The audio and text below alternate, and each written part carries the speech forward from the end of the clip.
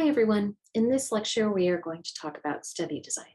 We have a whole module later in the course on research design, but we are just going to give an introduction here to provide a framework for the next few lectures.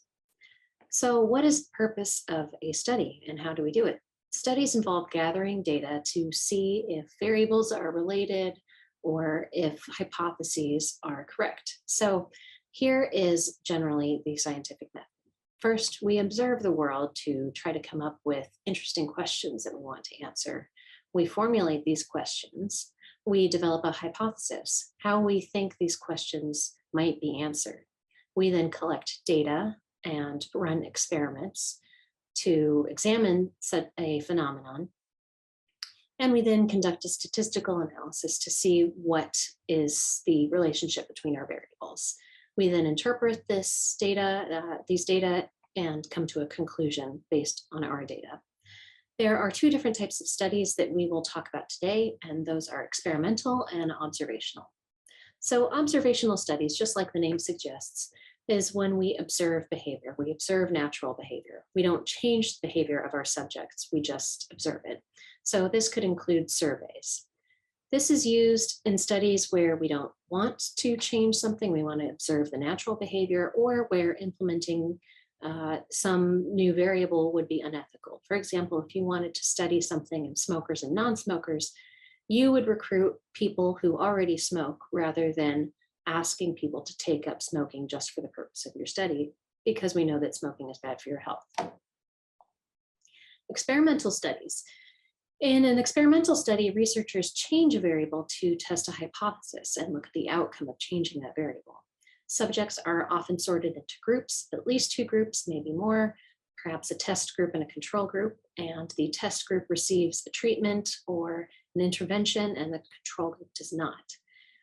It is important that we keep every other variable the same as much as we can, so that if we do find a connection between variables, between the treatment and an outcome, that we can reasonably say that this is due to the treatment and not some outside factor. So an example of an experimental study could be, does altering a certain gene in mice lead to greater intelligence? Now I've got three examples and we're going to go through whether these are experimental or observational. And I'll pause for a few seconds after each one to give you a chance to think. First example, a researcher studies whether yoga decreases stress. They assign half of the participants to a yoga class and the other half to complete a puzzle and then measure their stress levels. Is this experimental or observational?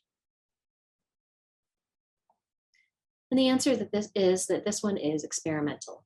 We are not simply observing the natural behaviors of whether people attend yoga class or not. We are asking a certain group of people to attend a yoga class and a certain group of people to not attend a yoga class, and then looking at the outcome. Next example, a researcher goes to the park and asks dog owners and people without dogs about their levels of physical activity to see if dogs increase fitness. Experimental or observational? This one is observational.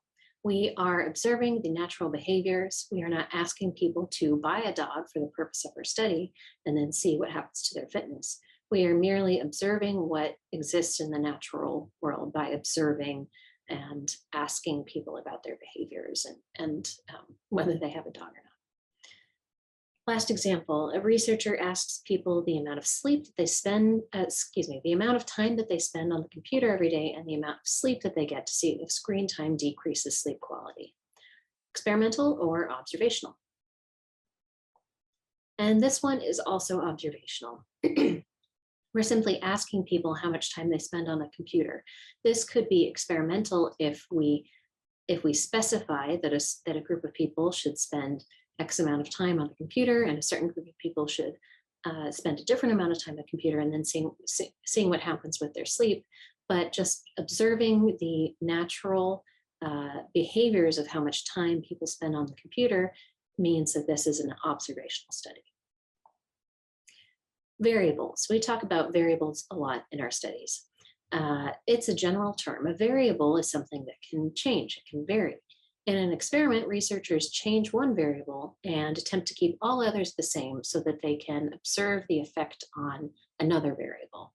The variables that the researchers change is called the independent variable, and the outcome is the dependent variable, because we are hypothesizing that its measurement, its behavior is dependent upon the independent variable.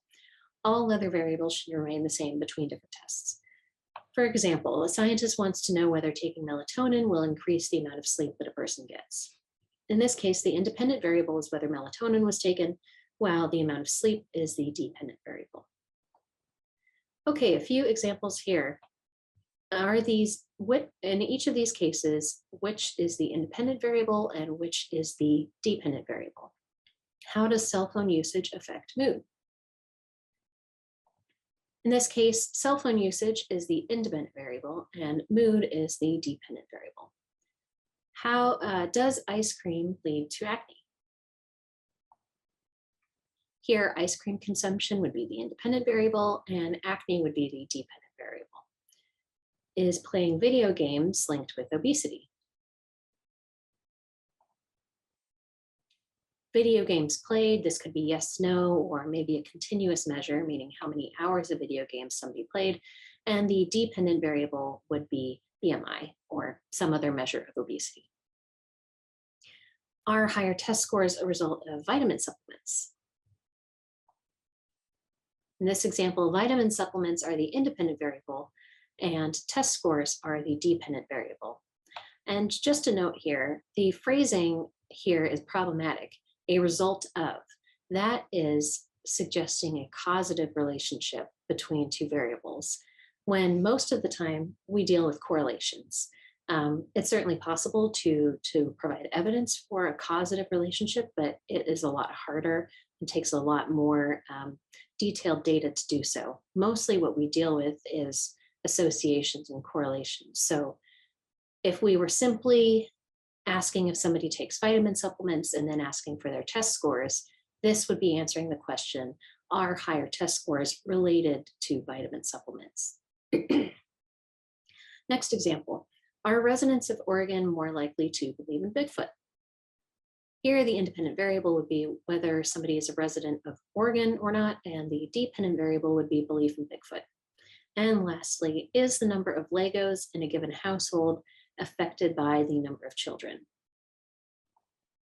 In this example, the independent variable would be the number of children in a household, and the dependent variable would be the number of Legos. Last piece about variables. Variables can be quantitative or qualitative. Quantitative variables can be measured and have a number for an answer. So this could be hours, inches, pounds, number of correct answers, number of cars entering a parking lot per hour, for example. Qualitative variables describe characteristics and they have words for an answer. So this could be somebody's mood, the color of something, the shape of something, or their gender. And in this example here, it could be the models of cars in a parking lot. And for a lot of these qualitative variables, when we do statistics, we can imagine them as quantitative variables. So perhaps as gender instead of having it as male, female, because we can't, in our code, we can't necessarily analyze that. We could code it as a 0 and a 1, for example. But they are qualitative variables in how the different conditions of those variables relate. So a few examples here. Which of these are qualitative and which are quantitative? We have average cost of a gallon of milk at different stores, most popular brand of jeans, mood rating on a scale of 1 to 10, stress level, high, moderate, low, area code, level of education, and whether or not a person has seen Jurassic Park. The ones that are green are quantitative and the ones that are blue are qualitative as they're expressed here. So average cost of gallon of milk and mood rating on a scale of 1 to 10 are both quantitative variables. Some of these can be a bit complicated. So stress level and level of education, as they're written here, are qualitative, but they can be and are often analyzed as quantitative variables if they're expressed as numbers.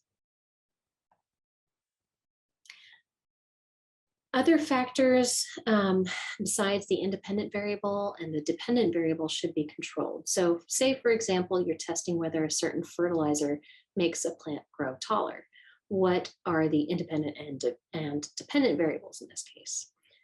Your independent variable would be the different types of fertilizer used, and the dependent variable would be the height of the plant that grows. So what are other variables that could impact how tall a plant grows that you would want to control for? Well, this could be the amount of light that the plant receives, the temperature of the room, the type of plant, and the amount of water. These are all things that you would want to keep constant between the different conditions being different types of fertilizer being used. And that way you would know that any difference you see in height is more likely due to differences in fertilizer as opposed to other outside factors that could confound this relationship. And lastly, good data and bad data. So let's say you want to, there are good ways and bad ways to collect information. And generally, we're always trying to get data that are most representative of the population that we're trying to study. So let's say that you want to know what people think of emo music. You want to know what the general population thinks about emo music. So you stand outside of your local Hot Topic at the mall, if a physical mall still exists near you, and you ask people their opinion on music. Why might your data be skewed, and how could you eliminate bias? Well, your data might be skewed because people who enjoy emo music might be more likely to shop at Hot Topic than the general population. And so if you're only asking people who are already more likely to enjoy this type of music, you're not necessarily going to get an answer that's representative of the general population. How could you eliminate bias? You could do this as a phone interview instead, or an email. If you wanted to do this in person, you could walk around the mall and stand outside of different stores instead of just standing outside of one. And lastly, and we're going to go into more detail on this in the next lecture, another example of things that we need to consider when we want to know if we have good data or bad data. Let's say that you developed a drug that can cure the common cold and you decide to test it with a study. You recruit 100 people who have colds and you give half of them the drug. You then compare the symptoms of the people who got the drug, the trial group, and the people who did not get the drug, the control group. So if people who received the drug report fewer symptoms, can you be really excited that you found something significant? Maybe, but it could also be because people believe that the drug is working. This is called the placebo effect, and we're going to talk about it more in the next lecture, where just the act of participating in a study can change people's behaviors, and people's expectations can also change outcomes. If somebody really believes that something is going to work, it might be more likely to work for them. So, fun example is just Dumbo and the feather. It only works when Dumbo believes in it.